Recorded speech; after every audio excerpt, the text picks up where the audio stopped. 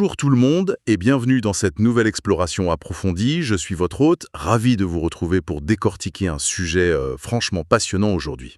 Salut à tous, et moi je suis l'expert tactique de l'émission, très contente d'être là pour cette plongée au cœur du foot international. Ouais, parce qu'aujourd'hui on va aborder un truc, dans l'ère hyper moderne du foot, voir la colonne vertébrale d'une équipe nationale durer plus de 5 ans, c'est une anomalie statistique absolue.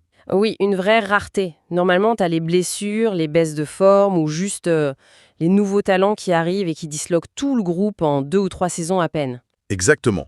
Pourtant, quand on regarde les Lions de la Teranga, donc l'équipe nationale du Sénégal, eh bien on fait face à un phénomène fascinant. Complètement fascinant, ouais. On parle d'un noyau dur, une ossature centrale qui est restée pratiquement inchangée pendant plus d'une décennie. C'est ce même groupe qui a soulevé 2 Coupes d'Afrique des Nations d'affilée, la CAN 2022 et 2026. Et qui a enchaîné les qualifs pour la Coupe du Monde, faut pas l'oublier. C'est un exploit monumental. Mais notre mission aujourd'hui, en s'appuyant sur un super article du correspondant SAL de Sénépost à Dakar, c'est de comprendre pourquoi ce prochain mondial 2026 en Amérique du Nord, ça s'annonce comme la dernière danse de cette génération dorée. Oui, et c'est là que l'histoire devient poignante. La réalité biologique est en train de percuter de plein fouet le génie tactique de cette équipe. Forcément, le temps rattrape tout le monde. Voilà, en lisant l'analyse de SAL, on réalise qu'ils sont arrivés au bord d'un précipice physiologique. Et l'idée ici, c'est pas juste de dire « oh là là, ils vieillissent », parce que ça, on le sait. Oui, c'est une évidence pour n'importe quel athlète. On va plutôt plonger dans la biomécanique, dans les données d'intensité pure, on va regarder ce que ça implique tactiquement. Il est crucial d'aller au-delà du simple constat de l'âge civil, du coup. Dans le sport d'élite d'aujourd'hui, avoir 33 ou 34 ans sur le papier, ça veut plus rien dire.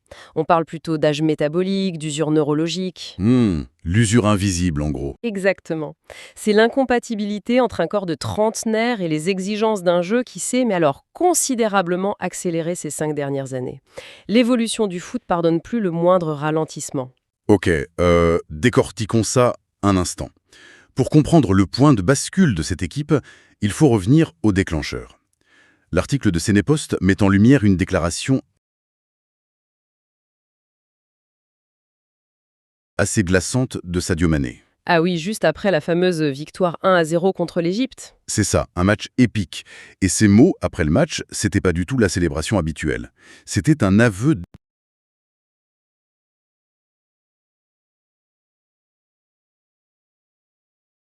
d'épuisement profond. Presque un avertissement, quoi. Cette déclaration post-match, c'est un document d'étude fascinant pour moi. Elle met des mots sur ce que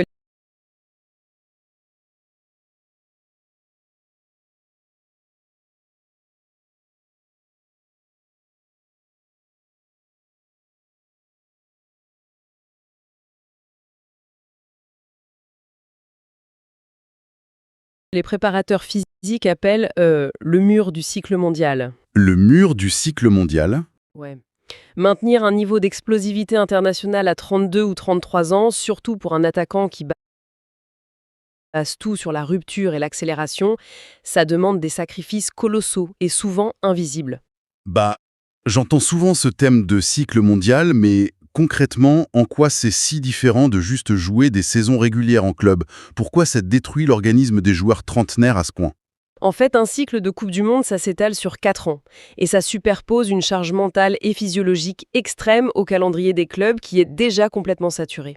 Donc, c'est pas juste le mois de compétition en lui-même qui pose problème. Pas du tout. C'est l'exigence des 48 mois qui le précèdent. Pour un joueur de 32 ans, rester au top, ça veut dire s'accorder aucune baisse de régime, peser chaque gramme de nourriture, surveiller son sommeil paradoxal, gérer l'acide lactique quand tu joues tous les 3 jours. C'est épuisant rien que d'y penser. Et la véritable destruction, elle se passe au niveau des fibres musculaires à contraction rapide. Attends, les fibres à contraction rapide, on parle de la capacité à taper un sprint sec, c'est ça? C'est exactement ça. Ce qu'on appelle en biomécanique les fibres de type IB. C'est elles qui permettent cette explosion sur les 3 premiers mètres. Le truc qui permet à Mané de déposer un défenseur sur place. Ouais, son arme fatale, quoi. Sauf que la physiologie humaine, elle est implacable. Passé 30 ans, ces fibres spécifiques, elles commencent à s'atrophier naturellement. Et le pire, c'est qu'elles mettent beaucoup plus de temps à se réparer après des micro-déchirures. Aïe. Et à ça, il faut ajouter la fatigue neurologique. Je veux qu'on s'arrête là-dessus une seconde. La fatigue neurologique. C'est le système nerveux central. Genre, les jambes sont prêtes, mais le cerveau suit plus. C'est tout le système de transmission en fait. L'influx électrique qui part de ton cortex moteur, qui voyage le long de la moelle épinière et qui ordonne aux muscles de se contracter à la milliseconde près. Ok. Avec l'accumulation des matchs à très haute intensité sur 10 ans, ce système nerveux s'épuise. Le signal perd d'infimes fractions de seconde. C'est fou. Et à l'échelle d'un sprint en Coupe du Monde, cette fraction de seconde, c'est la différence entre frapper le ballon et frapper le vide. C'est brillant comme explication, et ça me fait penser à une métaphore. Imagine une voiture de course. Le moteur tourne à plein régime depuis 10 ans, la volonté du pilote est toujours là, mais les pièces mécaniques supplient de s'arrêter. Ou plutôt, c'est comme un ordinateur de haute technologie. Oh, j'aime bien l'idée de l'ordinateur. Ouais, hein.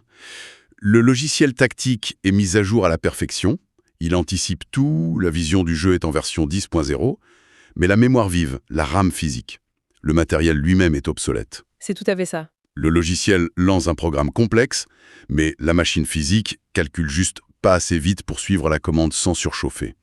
L'esprit est vif, mais le corps devient la limite matérielle. C'est une image très juste de ce qui se passe sous le maillot d'un attaquant d'élite vieillissant.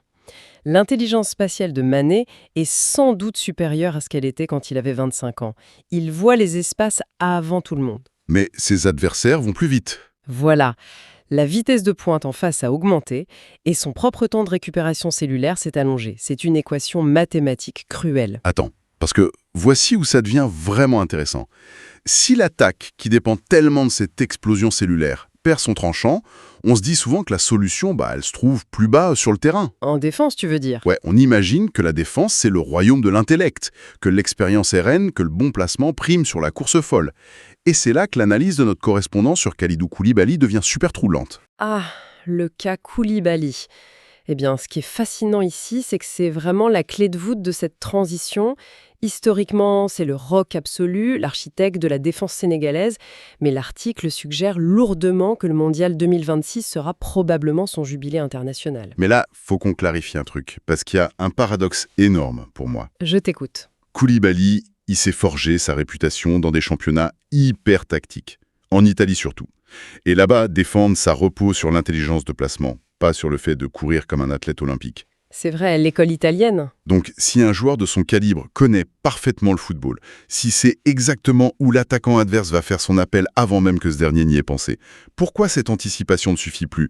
L'expérience n'est-elle pas censée compenser une perte de vitesse de 5 ou 10%? Alors, c'est l'argument classique qu'on entend souvent, mais en fait, il tient plus du tout face à l'évolution morphologique ahurissante du foot depuis 5 ans. Ah ouais, hein? À ce point? Absolument.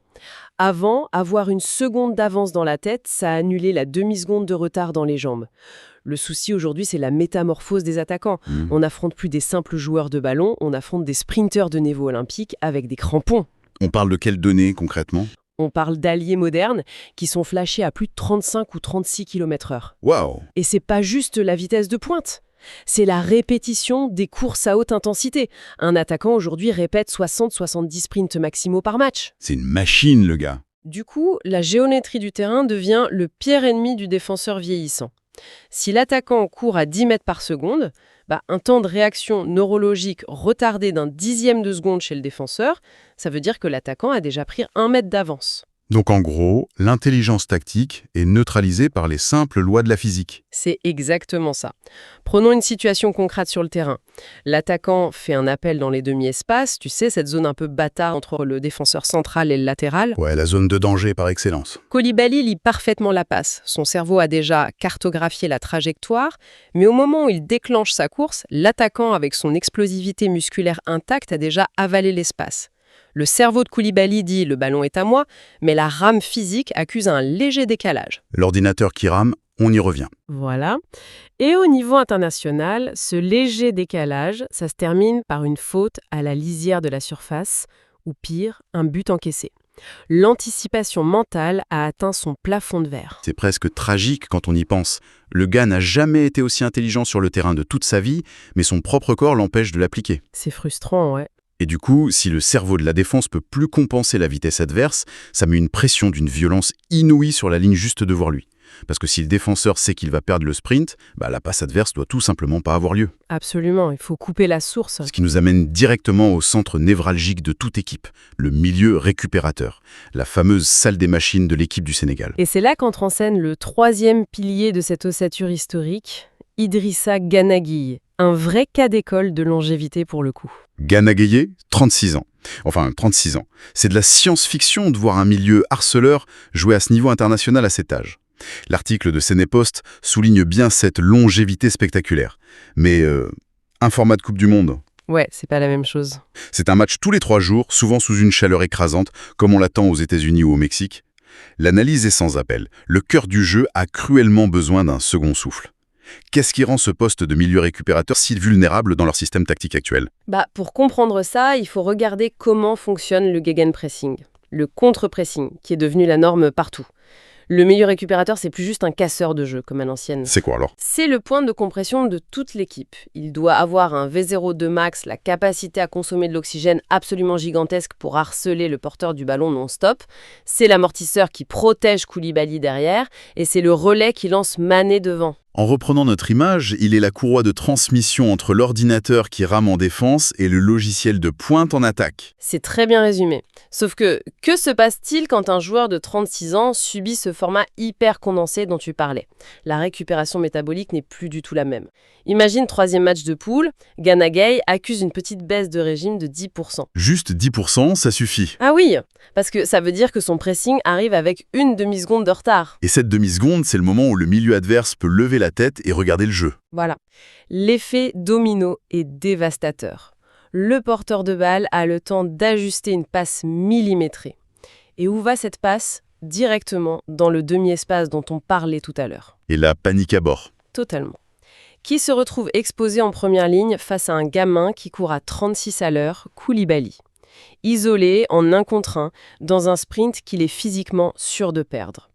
Le bloc équipe se fissure d'un coup. Et l'impact, j'imagine, qu'il remonte aussi vers l'attaque. Si le milieu recule parce qu'il n'arrive plus à presser, Sadio Mané reçoit plus de ballons. Il doit redescendre de 20 mètres pour chercher le cuir, ce qui crame encore plus ses propres fibres musculaires. C'est un cercle vicieux. L'effondrement d'un seul maillon au milieu expose les faiblesses de toute la colonne vertébrale. C'est une réaction en chaîne tactique terrifiante. C'est pour ça que ce constat est si critique pour la sélection. Le football de haut niveau, c'est un écosystème hyper interdépendant. L'usure de Gana Gueye, c'est pas un problème isolé. Ça amplifie les vulnérabilités de la défense et ça stérilise l'attaque. Cette interdépendance explique vraiment pourquoi ce mondial 2026, c'est pas juste un tournoi de plus pour le Sénégal. L'analyse de Sénépost cristallise vraiment cette idée de champ du cygne. Complètement. Ce mondial nord-américain, c'est la ligne d'arrivée naturelle et biologiquement inévitable de ces doubles champions d'Afrique. Ils vont tout donner pour sortir par la grande porte. Et il y a un aspect fondamental dans tout ça. Le sport moderne, il dévore ses idoles à une vitesse folle. Le calendrier infernal, les transferts, tout fragmente les équipes nationales. Maintenir une ossature défenseur, milieu, attaquant au sommet pendant plus de 10 ans, c'est un alignement de planètes qu'on reverra peut-être pas avant des décennies sur le continent africain. C'est l'épilogue d'une ère majestueuse. C'est l'histoire d'hommes qui ont repoussé l'obsolescence programmée du foot bien plus longtemps que la science ne l'aurait prédit. C'est un bel hommage qu'on